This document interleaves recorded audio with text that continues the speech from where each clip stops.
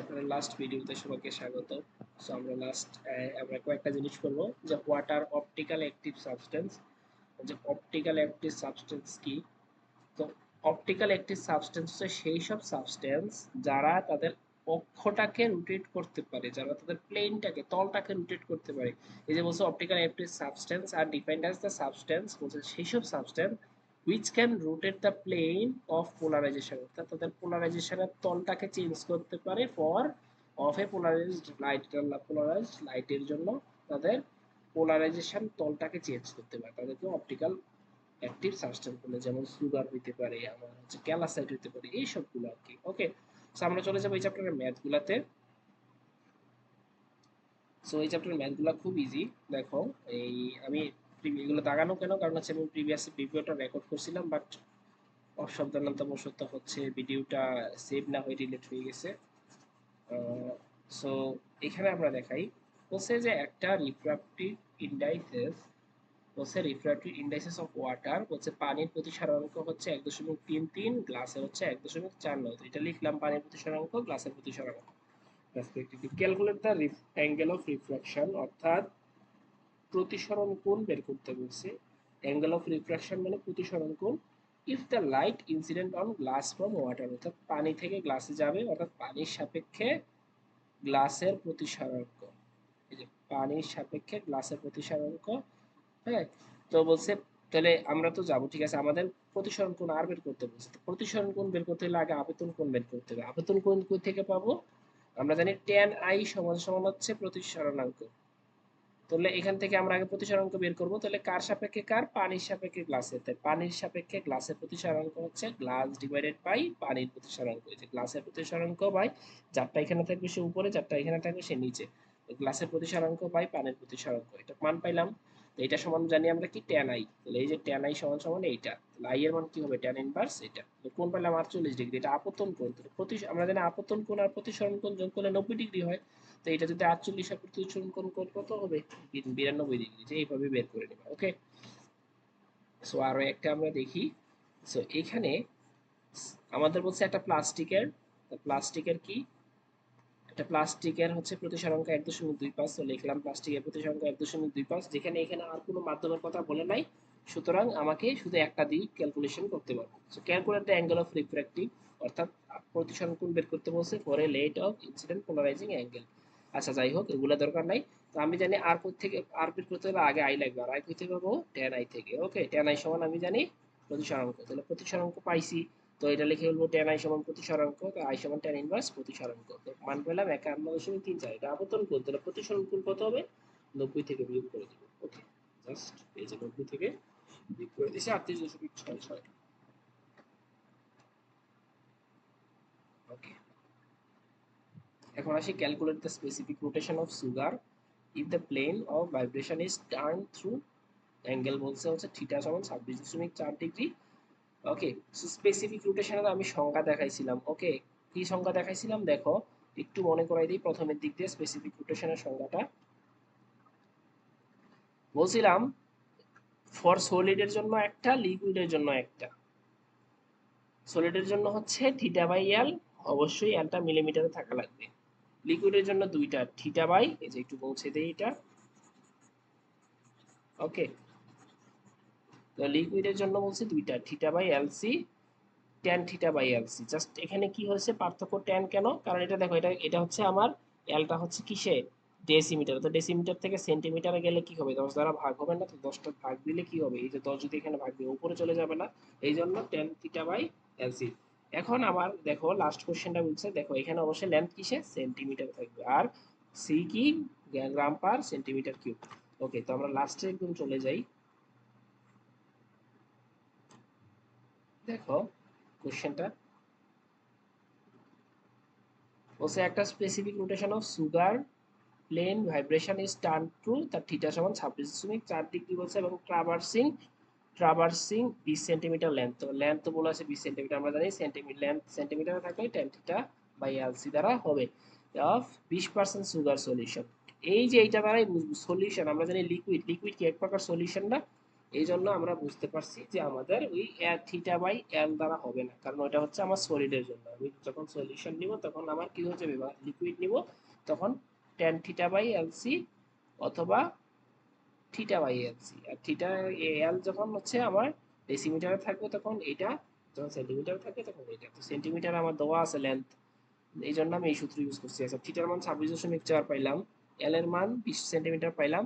Sugar solution যত percentage সেটাই মূলত হচ্ছে আমার হচ্ছে সি, পার্সেন্টেজ মানে হচ্ছে সি, হ্যাঁ, গ্রাম পার সেন্টিমিটার কিউব।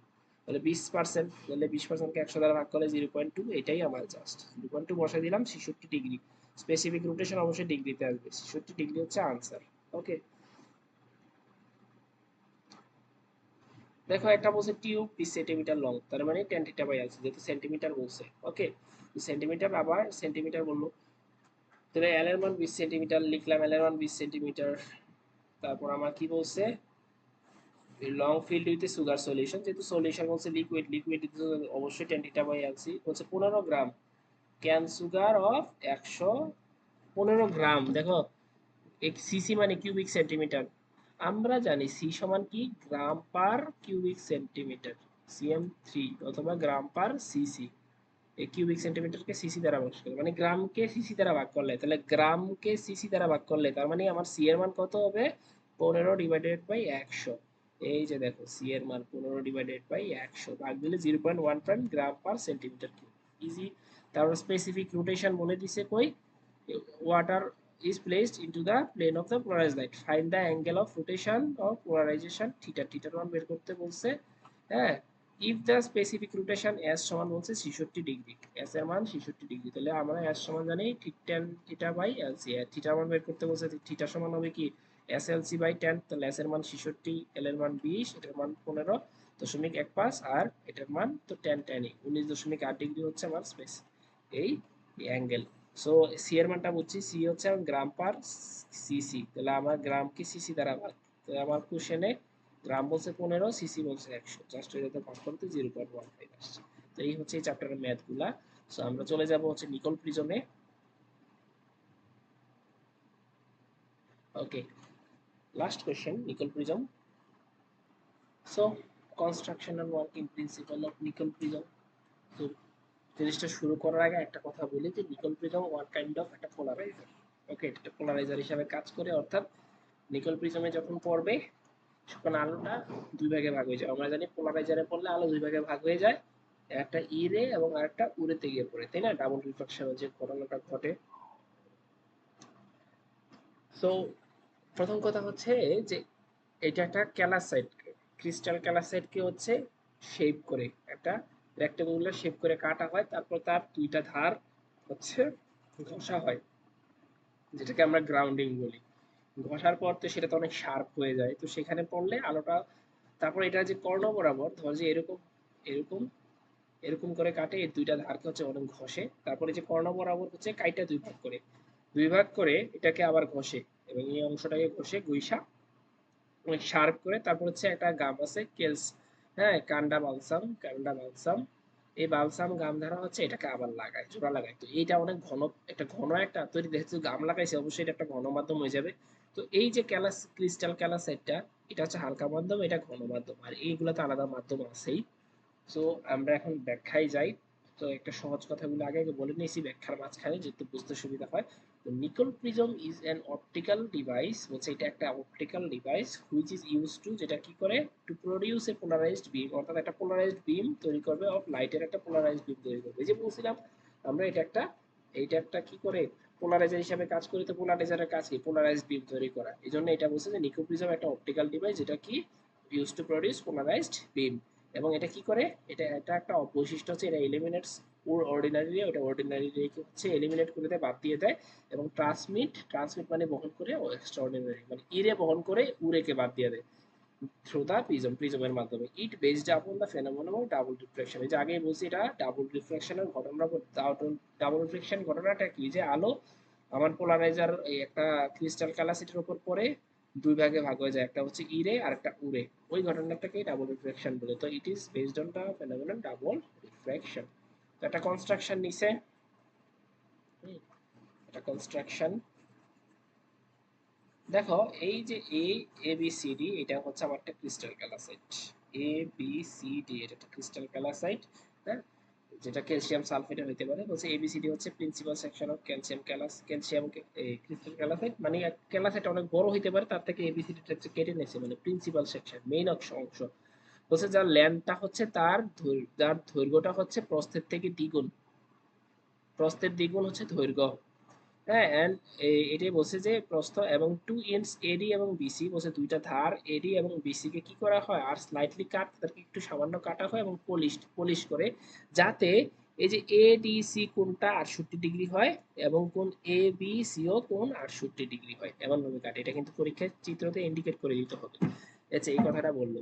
তারপর কি করে, বলছে the crystal is then cut along the plane ABCD passing through AC diagonal. বলছে এই যে এবার কি করে এই ক্রিস্টাল ক্যালাসাইটটাকে এসি ডায়াগোনাল বরাবর কাটা হয়, যে কাটা হয় তারপর কি করছে দেন দ্য টু কাট সারফেস, বলছে দুইটা কাটা অংশকে কি করা হয় দেন গ্রাউন্ডিং করা হয়, অর্থাৎ ঘষা হয় এবং পলিশ করা হয় টু অপটিক্যাল ফ্ল্যাটনেস, অর্থাৎ অপটিক্যাল একটা ভাইব নিয়ে আসার জন্য। এন্ড সিমেন্টেড টুগেদার, বলছে জোড়া লাগানো হয়, সিমেন্টেড টুগেদার মানে জোড়া লাগানো with a thin layer of Canada balsam, অর্থাৎ কি হয় কান্ডা বালসামের গান দ্বারা হচ্ছে চিকন করে হচ্ছে এটাকে জোড়া লাগানো হয়।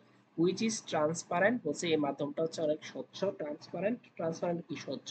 And there is Nicol prism, and there the Nicol prism be constructed, অর্থাৎ এইভাবে হচ্ছে নিকল প্রিজম তৈরি করে। জাস্ট দুইটা ঘটনা, এই ধারগুলাকে পলিশ করব, তারপর হচ্ছে এমন ভাবে পলিশ করব যাতে এটা 68 ডিগ্রি হয়, এবং কি এটাকে কাটবো, কেটে হচ্ছে ঘষা, তারপর এখানে বালসাম গান লাগাইয়া তৈরি করব আমার নিকল প্রিজম। ওকে, জাস্ট আমার কনস্ট্রাকশন চলে গেলে এবার আসি কিভাবে কাজ করে, আমরা এখন দেখব। সো এখানে আমি বলবো যে দেখো অ্যাকশন অফ নিকল প্রিজম, বলছে the action of a Nicol prism is understood referring the figure where the section ABCD of the crystal is shown. বলছে যে চিত্রে এবিসিডি ক্রিস্টালটা দেখানো হয়েছে, the diagonal AC represent the Canada balsam layer is AC diagonal, বলছে AC কর্ণ দ্বারা বোঝাইতেছে হচ্ছে কান্ডা বালসামের লেয়ার। জাস্ট হচ্ছে আমরা বর্ণনা দিয়ে দিছি এখানে। বলছে হোয়েন, জাস্ট এখানে একটা জিনিস বলতে হবে,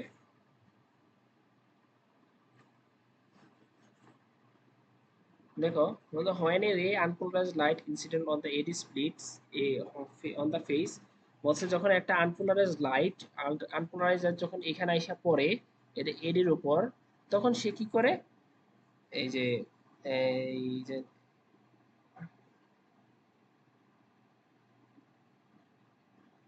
কই যেন আমরা মিস আউট করতেছি, এই যে হয় না এসি এখানে আনপোলারাইজড লাইট হচ্ছে ইনসিডেন্ট অন দা ফেস, অর্থাৎ আমার এডি রশ্মির উপর পড়ে, সে বলছে এডি কি করে স্প্লিটস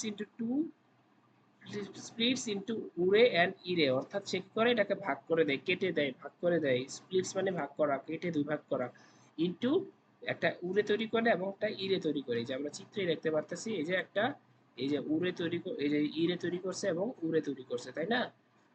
তারপর হচ্ছে আমরা দেখব,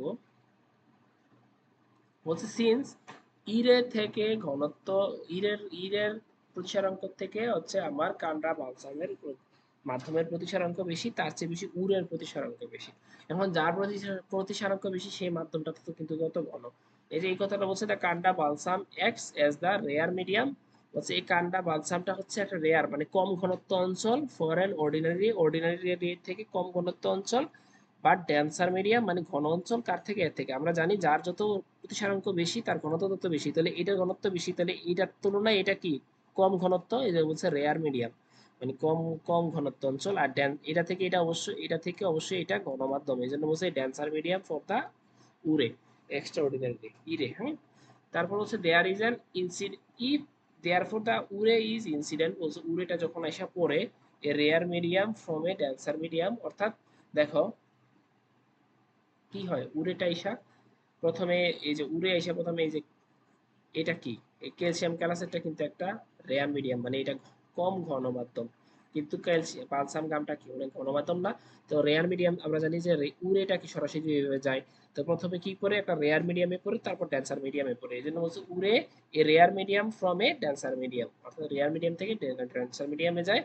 when the angle of incident on the balsam is greater than the critical angle, যখন যখন হচ্ছে আমার কি এই অ্যাঙ্গেল আপতন কোণটা হচ্ছে বা ক্রিটিক্যাল অ্যাঙ্গেল থেকে কি হয় এটা বড় হয়, তা উরে ইজ টোটালি ইন্টারনালি রিফ্লেক্টেড, ইরে কি হয়, উরে টোটালি হচ্ছে কি হয়, প্রতিসরিত হয়ে যায়।